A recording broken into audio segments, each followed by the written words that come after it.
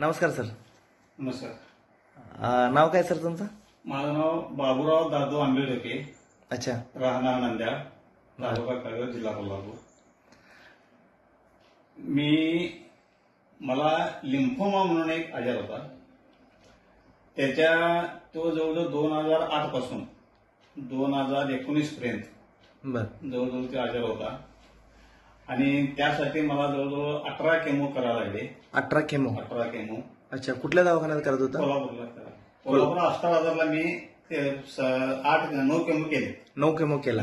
बर. त्याच्या अगोदर निप्पाणला 3 केमो केले. निप्पाणीमध्ये. त्यानंतर 2014ला मोरे हॉस्पिटल कोल्हापूरला तिथं 6 केमो केले. बर. आणि ज्या वेळेला हे 6 केमो केल्यानंतर अष्टाबाजारला केल्यानंतर पीटी स्कॅन केले. बर. आणि त्यामध्ये परत त्यांनी सांगितले की बाबा तुम्ही 2 महिन्यातून एक इंजेक्शन घ्यावं लागणार. बर. मग ते इंजेक्शन घ्यायला म्हटल्यानंतर 2 महिन्यातून एक इंजेक्शन मी अशी 3 इंजेक्शन मी घेतली. 3 इंजेक्शन घेतली. त्यानंतर तापशील आमचे मित्र संदीप मस्कर. अच्छा. त्यांची माझी अचानक भेट पडली. बर. आणि त्यांनी मला डीएनएसपी संदर्भात माहिती दिली. आणि त्यावेळी मी कुठलाही विचार न करता त्यांना मी ते औषध मागवण्यास सांगितले. बर. आणि ते औषध मागून आणल्यानंतर मी औषध चालू केल्यानंतर म्हणजे काय घेतला तुम्ही त्यांच्याकडनं? तुमचं हेल्थ फ्रूट ज्यूस घेतला. बरं. आणि त्यावेळेला ज्यावेळी घेतलं त्यावेळेला मला त्या ठिकाणी ज्याच्यासाठी केमो करतात ती तशीच गाठ एक माझ्या काना शेजारी होती. आणि ज्या वेळेला मी ज्यूस घ्यायला चालू केलं त्यानंतर 3 आठवड्यामध्ये ती माझी गाठ पूर्ण विरघळली. आणि त्यापासून आता आज ताकद मी जवळजवळ 5 ते 6 महिने झालं ते घ्यायला चालू आहे. आणि आता माझ्या अंगामध्ये सुद्धा मला कुठल्याही प्रकारचं काम केलं तरी विकनेस जाणवत नाही. आणि सगळ्यात महत्वाचं म्हणजे जो मला आजार होता तो जवळजवळ मुळासकट गेला असं मला वाटते. आता पुढे काय असेल तर देव.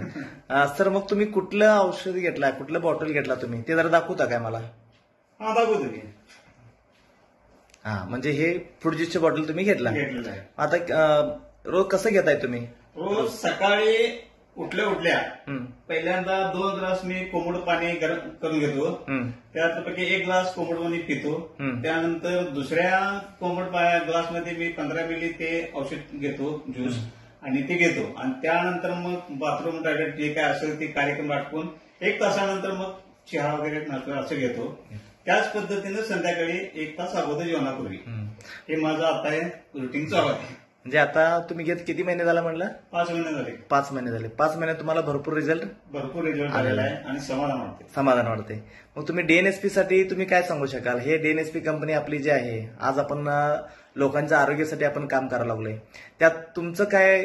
डीएनएसपी बद्दल मी एवढं सांगू शकेन की लोकांचं जे काय आजार आहेत त्यामध्ये लोकांनी इतरत्र न बोलता ह्याच्यामध्ये जर वळलं तर त्रासही कमी, शारीरिक त्रास कमी, आर्थिक बचत ह्या गोष्टी त्यात निश्चितपणे होऊ शकतात.